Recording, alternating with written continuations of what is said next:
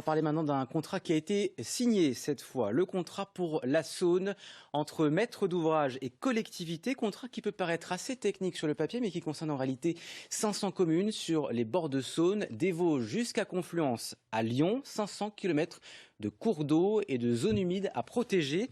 Landry Léonard, vous êtes président de l'établissement public territorial du bassin Saône-Doubs, je l'ai dit correctement. Vous chapeautez tout ça. Un budget de 12 millions d'euros pour 2 ans et 112 actions. Concrètement, à quoi va servir ce contrat ?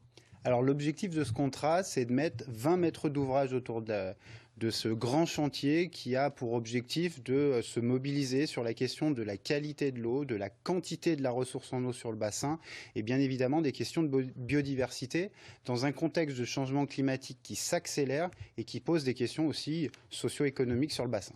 Alors ce réchauffement climatique, justement, on en parle régulièrement. Les zones humides qui sont au bord de ces rivières disparaissent avec l'effet de l'urbanisation, de l'agriculture, du réchauffement climatique. Justement, on regarde ce reportage et on en parle juste après.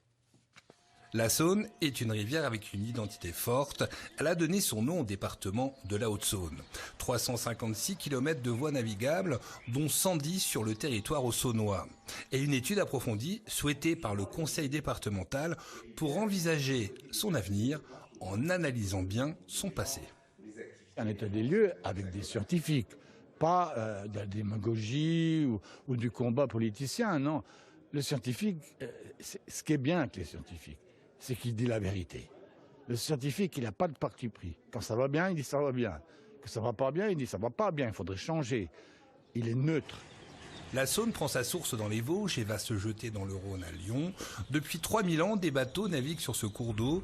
Et dans les études menées par les scientifiques depuis 2019, apparaissent des pistes intéressantes comme les conséquences du réchauffement climatique. La quantité d'eau diminue. Donc ça veut dire qu'il va y avoir un drainage de toutes ces zones humides beaucoup plus systématique par la rivière et une moins bonne alimentation par la nappe phréatique.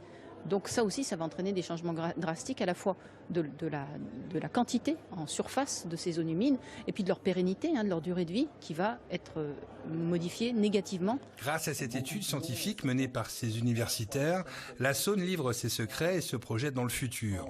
La Saône a ça de particulier que c'est un cours lent, mais la récurrence des crues, leur fréquence, leur importance, leur répartition temporelle aussi, fait que possiblement on peut avoir des changements géomorphologiques plus ou moins importants en fonction des zones.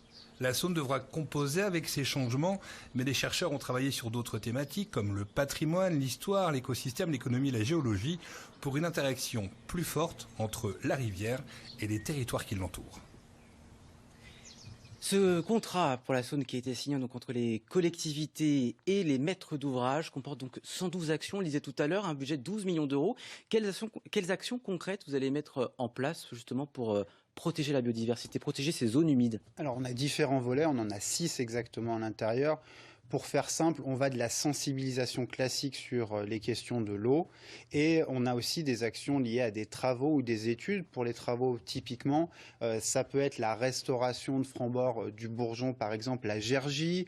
On a la réouverture d'un étang de Chamalan sur la commune de Quincieux. L'idée, c'est de redonner à ces annexes hydrauliques de la Saône leur rôle en termes de biodiversité pour la gestion de la qualité de l'eau et à la fois la quantité de cette eau. Pour les zones humides, il y a aussi un travail à faire avec les agriculteurs. Comment vous collaborez avec eux? Bien évidemment, on collabore avec ces agriculteurs en passant parfois des contrats avec certains pour avoir des fauches tardives sur certaines prairies parce qu'on a ce rôle important d'avoir ces prairies qui soient maintenues pour jouer leur rôle de zone humide, mais en même temps, une fauche tardive assure une meilleure biodiversité. Donc c'est justement trouver ce bon équilibre avec les agriculteurs dans leurs pratiques. Et en matière de tourisme fluvial aussi, est-ce qu'il faut envisager des adaptations à l'avenir? Dans l'immédiat, pas forcément. Ce qu'il faut, c'est qu'on ait une étude sur l'ensemble des impacts des activités économiques. On ne peut pas cibler telle ou telle activité économique qui aurait un impact important. Le changement climatique nous oblige à nous réinterroger sur toutes nos pratiques autour de la Saône. Alors, vous chapeautez donc la signature de ce contrat qui englobe les collectivités locales. Il faut mettre tout le monde d'accord. Est-ce que tout le monde va vers la même direction? Alors, c'est pas toujours évident. Nous, le PTB, on porte 56 des 112 actions. Donc déjà, c'est sûr que on peut arriver à assurer la cohérence. Mais à l'intérieur de ce programme, on a VNF, on a des départements, on a des communautés de communes qui chacune ont leur intérêt stratégique, leur intérêt économique. Pas toujours facile de mettre tout le monde d'accord. Merci beaucoup, Lampi Léonard, d'être venu nous voir pour nous parler de ce contrat.